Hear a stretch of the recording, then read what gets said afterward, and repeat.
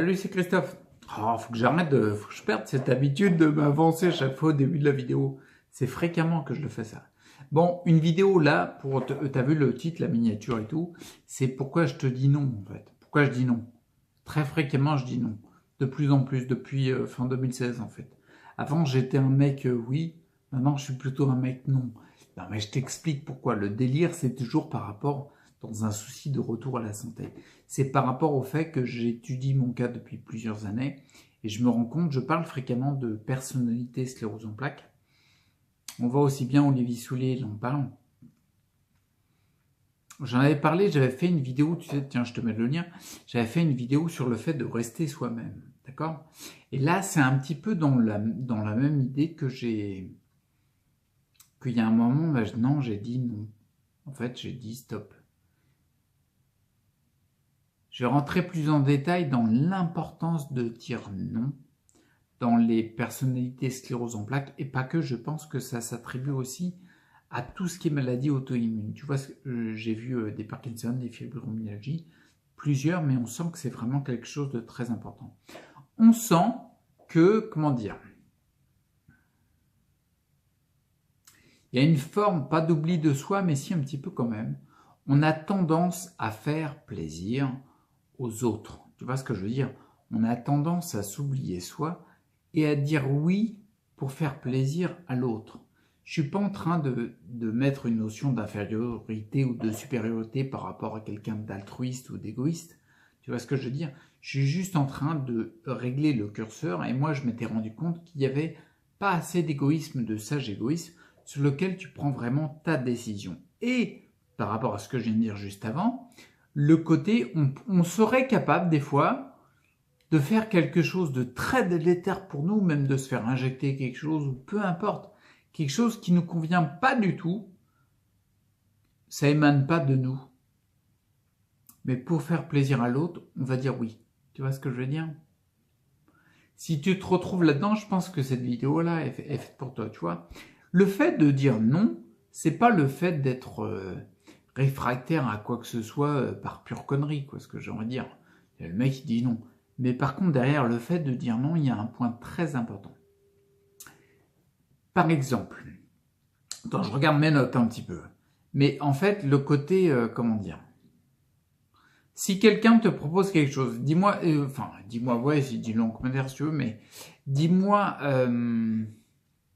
peut-être que tu vas te retrouver dans ce que je vais décrire. Quelqu'un te propose quelque chose, partant d'un très bon sentiment, il n'y a pas de problème. Il te propose quelque chose et toi, tu vas répondre. Dans les principes de communication dans la relation humaine, en fait, tu peux répondre une fois qu'il y a une demande, une proposition, tu peux répondre oui, non, ou oui avec condition, quoi. En gros, c'est ça la base de la relation. S'il n'y a pas ce genre de réponse-là, ça veut dire que l'information, elle est biaisée. Derrière, tu as un objectif narcissique, mais peu importe. Donc, en gros, tu vas dire oui ou tu vas dire non. Face à la proposition, si tu dis oui, tu n'es pas certain que ce soit ta réelle décision, ta réelle envie. Tu vois ce que je veux dire? Quelqu'un qui n'a pas une personnalité à dire oui pour faire plaisir, en gros, quoi, il n'a pas ce souci-là. S'il dit oui, c'est son envie. Il répond. S'il dit non, c'est son envie aussi. Tu vois ce que je veux dire? Par contre, je sais très bien, moi je suis bien placé pour le savoir parce que je l'ai vu à plusieurs reprises, quand quelqu'un me demande quelque chose, c'est beaucoup moins vrai maintenant parce que je le travaille depuis bien 2 ans maintenant, c'est beaucoup moins vrai, mais en gros, j'avais tendance à, si on me propose quelque chose, dire un oui plutôt de convenance, mais pas vraiment un oui parce que ça vient de moi, d'accord? Et du coup, quand on te propose quelque chose, si tu dis oui, t'es pas vraiment certain que ça vienne, que ça émane profondément de toi. Tu vois ce que je veux dire? Que quelqu'un qui n'a pas ce type de personnalité ou ce type de tendance, il n'a pas le souci. C'est-à-dire que quand il dit oui, il sait que ça vient de lui. Quand il dit non, il sait que ça vient de lui aussi. D'accord? Tandis que quand on a ce genre de tendance-là, si on dit oui, c'est pas certain que ça vienne de nous, tu vois. Tandis que si on vient de non, si on dit non, on est sûr que ça vient de nous, d'accord? Parce que comment dire? En fait, on refuse la proposition et refuser une proposition, c'est que ça émane forcément de nous. Tu vois ce que je veux dire? Il se peut que la proposition soit intéressante, mais même si elle l'est, ta réponse du oui, t'es pas sûr que ça vienne de toi. La réponse non, t'es sûr que ça vient de toi. Tu vois ce que je veux dire? C'était, en gros, c'est comme ça, du coup, ça, je regarde à nouveau mes notes, tu vois. Ouais, voilà, tu vois, c'est vraiment pour venir botter en touche le fait que je sais très bien que tu es capable, et moi aussi je l'ai été pendant longtemps, et encore maintenant, je travaille encore dessus, tu es capable de dire oui, alors qu'en fin de compte, tu penses non. Et le oui pour les autres, il te fait du mal. Tu sais pourquoi? Parce que tu actives un schéma délétère pour toi, c'est dans l'inconscient. Tu actives, comment dire? C'est un réflexe neuronal, j'ai envie de dire. Tu actives un chemin neuronal qui a été très souvent emprunté, mais qui fait que tu existes moins. Tu t'affirmes moins. Tu vois ce que je veux dire? Tu es moins présent. Tu vois ce que je veux dire? Alors bien sûr, là, ce que je suis en train de te parler, on est complètement à côté du fait du travail sur les organes, sur la partie physiologique, etc. Mais c'est un point important. Tu sais pourquoi c'est un point important? Parce que les personnalités, les personnes qui sont sûres d'elles, qui disent oui, qui disent non, qui disent merde et qui sont assez classées, qu'on classe assez facilement dans l'égoïsme pur, eh ben tiens, je te mets au défi de trouver quelqu'un comme ça qui a développé une sclérose en plaques. Vas-y, cherche. Moi, j'ai cherché longtemps. J'ai retrouvé le même type de personnalité à chaque fois. C'est pour ça que c'est important. Je dis pas qu'être égoïste dans un objectif narcissique, c'est une bonne chose. Non, pas du tout. Là, je condamne complètement ça. Je ne suis pas du tout pour ce type de pratique-là, parce que je pense que ça crée vraiment beaucoup de douleur, mais c'est pas mon truc, d'accord? Par contre, peut-être qu'on a à apprendre de ce type de personnalité qui, même si elle a des parties négatives qu'on n'aime pas, force est de constater que ce genre de personnalité-là n'a pas tendance à développer des maladies auto-immunes, etc. Du coup, on peut en apprendre et se dire, attends, je m'affirme, même si on me dit quelque chose, même si ça paraît égoïste aux yeux des autres, je dis non. Tu vois ce que je veux dire? Bah, par exemple, la personne qui m'aide le plus, je vais en parler un peu dans la vidéo là, mais je ferai vraiment une vidéo sur cette personne-là, c'est ma mère en fait. Tu vois, ma mère, elle m'apporte un soutien hallucinant, c'est-à-dire qu'elle est dévouée à un niveau, mais c'est-à-dire que bah, concrètement, tout ce que je fais, je pourrais pas le faire s'il n'y avait pas cette aide-là, quoi, tu vois. Et c'est une personne vraiment énormément dévouée, tu vois ce que je veux dire. Et j'allais dire, entre guillemets, le revers de la médaille, en fait, la faiblesse de cette force, c'est que forcément, c'est-à-dire que, je te place le décor, déconnant, j'exagère, mais c'est pour la vanne aussi. En gros, si je pense à l'éventualité qu'il se pourrait que j'ai peut-être besoin de quelque chose ou que je veux tenter quelque chose dans un mois plus tard, j'en ai pas encore parlé que 5 minutes après tout est fait. J'exagère, tu vois ce que je veux dire? Mais ce qui veut dire que là, il n'y a plus du tout possibilité de s'affirmer, de dire, de décider soi pour sa vie. Donc du coup, de renforcer l'affirmation de soi, la confiance en soi et le fait d'exister tout simplement. Tu vois ce que je veux dire? Donc forcément, la petite parenthèse finie, forcément, ma mère, elle a beaucoup plus morflé parce que elle a connu pendant des années, et tous ceux qui me côtoyaient, ils connaissaient le bon Christophe, gentil garçon, oui, oui. Oui, ok. Tu me proposes un truc, oui. Que je pense oui ou que je pense non, tu vois. Maintenant, c'est un petit peu plus, va te faire voir, tu vois. C'est un petit peu plus tendance comme ça. Je te ferai une vidéo, il y a une vidéo qui fait intituler Je t'emmerde, mais dans le bon sens du terme, tu vois. Tandis que là, j'ai été obligé de travailler ce point-là, de me dire je dis non à tout, même si c'est un truc qui au fond me disait bien, tu vois, je m'en fous, je dis non.